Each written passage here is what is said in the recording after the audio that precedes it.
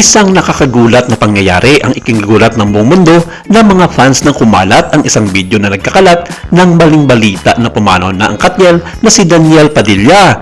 Ang video na ito ay nag-claim na ang kilalang ex ni Catherine Bernardo ay namatay dahil sa aksidenteng kinasasakutan nito na nagdulot ng panik at kalituhan sa buong social media.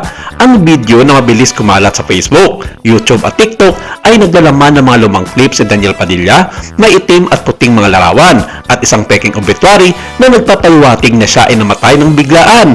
Ang dramatic na tono ng video kasama ang mga payag tulad ng Rest in Peace DJ at Car Crash Accident and Another Pillar of Showbiz in the Philippines ay nilinlang ang maraming mga tagahanga na nagluksa at ipinagdasal ang maling balita.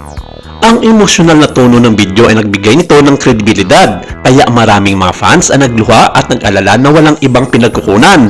Sa loob ng ilang oras lamang, ang pangalan ni Daniel Padilla ay naging trending sa mga social media platforms, pero hindi sa magandang dahilan.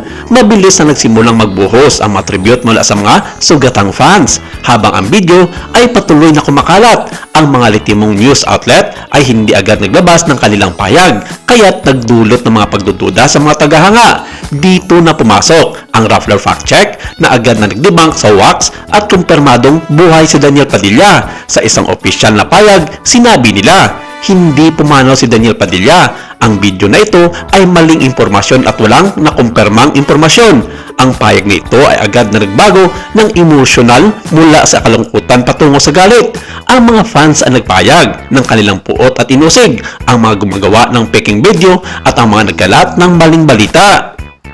Sa kabila ng lahat ng kalituhan, buhay, malusog at maayos si Daniel Padilla. Ang kanyang mga aktibidad sa social media at mga pampublikong pagdalo kasama ang kanyang rumored girlfriend na si Kyla Estrada ay nagpapatunay na siya ay nasa maayos na kalagayan. Hindi pa siya nagbigay ng kanyang opisyal na payag, ngunit ang kanyang manakaraang reaksyon sa mga ganitong waxes ay nagpakita ng kanyang posisyon.